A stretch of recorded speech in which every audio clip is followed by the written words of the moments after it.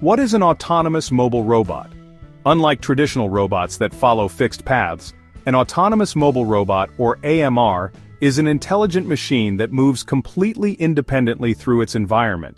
It's capable of navigating complex spaces without the need for wires, floor markers, or constant supervision.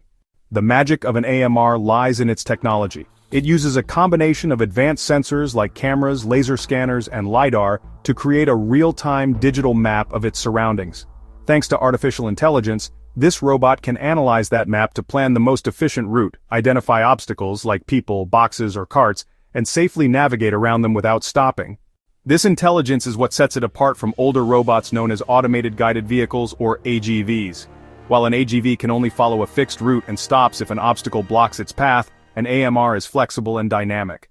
Today, AMRs are widely used to automate repetitive tasks. You see them in warehouses and distribution centers moving goods, in factories transporting parts, and in hospitals delivering medicine.